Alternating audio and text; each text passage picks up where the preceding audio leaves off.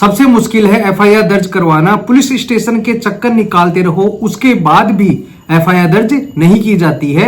इसी प्रकार से यह सवाल पूछा जाता है कि पुलिस स्टेशन में एफआईआर क्यों नहीं दर्ज की जाती। आज हम इस वीडियो में बात करेंगे कि एफआईआर से संबंधित कानून क्या कहता है और अभी 10 सितंबर 2025 को इस मामले में लैंडमार्क जजमेंट आया है। मेरे को यह लगता है कि एफआईआर दर्ज करने के संबंध में पुलिस में कुछ हद तक चेंज आएगा। एक जरूरी सूचना और देना चाहूंगा, अगर आपको यह वीडियो अच्छा लगता है तो लाइक और चैनल को सब्सक्राइब जरूर करें और ज्यादा से ज्यादा लोगों को यह बात शेयर करें। सबसे पहले तो मैं आपको यह बता देता हूं कि एफआईआर के संबंध में कानून क्या कहता है। अपराध दो तरह के होते हैं, एक तो होता है संज्ञेय अपराध जिसे हम कॉग्निजेबल ऑफेंस कहते हैं और दूसरा होता है असंज्ञेय अपराध जिसे हम नॉन कॉग्निजेबल ऑफेंस कहते हैं। जो संज्ञेय अपराध होते हैं उनमें एफआईआर दर्ज होती है। अब आपको पता ही होगा, अब नया कानून आ गया है। 1 जुलाई 2024 से बीएनएस और बीएनएसएस कानून आ गए हैं।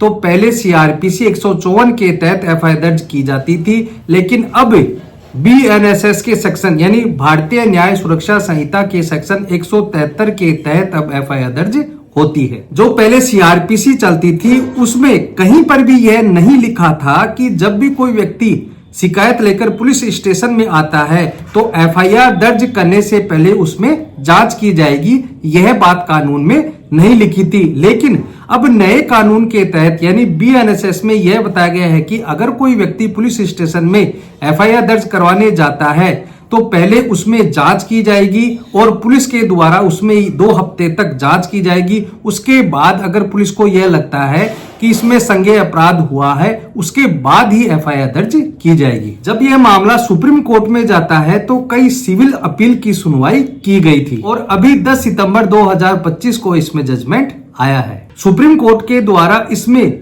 2 फैसलों का भी हवाला दिया जाता है। Sakiri Vasu versus state of UP, जिसमें यह कहा गया था कि संज्ञेय अपराध के मामलों में एफआईआर दर्ज करनी चाहिए और साथ ही साथ यह भी कहा गया था मजिस्ट्रेट को 156(3) सीआरपीसी के तहत एफआईआर दर्ज करने के पावर दिए गए हैं। साथ ही साथ इन्वेस्टिगेशन के दौरान उसकी मॉनिटरिंग करने का भी पावर दिया गया है। इसके साथ ही दूसरे फैसले का भी हवाला दिया जाता है, Ramesh Kumar versus state of NCT Delhi. इसमें यह बताया गया है कि अगर कोई भी व्यक्ति आपके पास एप्लीकेशन लेके आता है और उस एप्लीकेशन का आपको यह लगता है कि इसमें संज्ञेय अपराध हो रहा है तो इस आधार पर आपको एफआईआर दर्ज करनी चाहिए और यदि एफआईआर दर्ज नहीं की जाती है तो यह संवैधानिक अधिकारों का उल्लंघन होगा। अदालत ने यह कहा कि पुलिस का यह कर्तव्य है कि वह एफआईआर दर्ज करके और जो सही है या गलत है उसकी जांच करके पुष्टि करे। मैं आपको सरल शब्दों में यह बता देता हूं कि जब भी कोई व्यक्ति पुलिस स्टेशन में एप्लीकेशन लेकर जाता है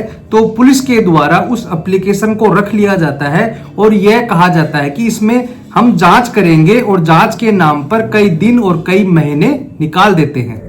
हम जिस मामले की बात कर रहे हैं उस मामले में आपको एक जानकारी और देता हूं। दिल्ली हाई कोर्ट ने दिल्ली के पूर्व कमिश्नर नीरज कुमार और इंस्पेक्टर विनोद पांडे के खिलाफ एफआईआर दर्ज करने का आदेश किया था।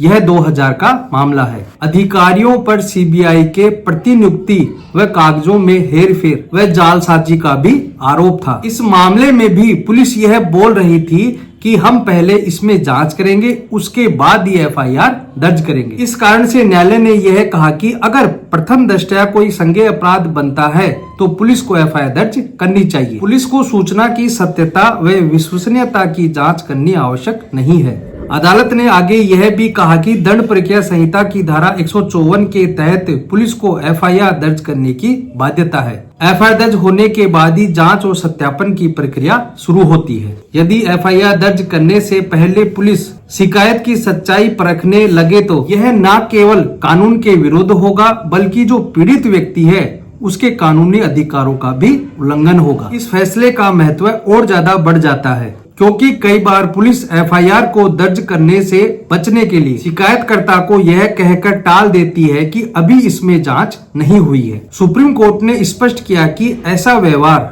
न्याय प्रणाली और कानून के प्रशासन के विपरीत है। न्यायालय ने दिल्ली हाईकोर्ट के आदेश को बरकरार रखते हुए दिल्ली हाईकोर्ट ने पुलिस के खिलाफ जो आदेश किया था उसे सुप्रीम कोर्ट में चैलेंज किया गया था। तो इस प्रकार से दिल्ली हाईकोर्ट के आदेश को बरकरार रखते हुए कहा कि मामले में दर्ज एफआईआर में कार्रवाई होगी और कानून के अनुसार आवश्यक कार्रवाई की जाएगी। यह न केवल पुलिस की जिम्मेदारी दोहराता है बल्कि आम नागरिकों के लिए यह आश्वासन भी देता है। उनकी शिकायतें दर्ज होगी और कानून के अनुसार कार्रवाई होगी। यह फैसला संविधान के अनुच्छेद 21 में निहित न्याय पाने के अधिकार और कानून के समान संरक्षण के सिद्धांत को सशक्त करता है। यह महत्वपूर्ण फैसला आया है ऑनरेबल सुप्रीम कोर्ट का। इसमें यह बताया गया है कि प्रथम दृष्टया शिकायत से यह लगता है कि संज्ञेय अपराध हो रहा है या हो गया है तो इस आधार पर पुलिस को एफआईआर दर्ज करनी पड़ेगी। वह जांच करने का बहाना नहीं बना सकती है। संज्ञेय अपराध होने पर उन्हें एफआईआर दर्ज करनी पड़ेगी। तो आज के लिए इतना ही। वीडियो अच्छा लगा हो तो प्लीज इसे लाइक करें। अगर आप चाहते हैं कि ऐसे इंटरेस्टिंग वीडियो मैं आपके लिए बनाता रहूं तो प्लीज चैनल को सब्सक्राइब जरूर से करें और ज्यादा से ज्यादा लोगों को शेयर करें। जो पुलिस अधिकारी पुलिस स्टेशन में आपके एफआईआर नहीं लेते हैं तो संज्ञेय अपराध मामलों में पुलिस को एफआईआर दर्ज करनी पड़ेगी।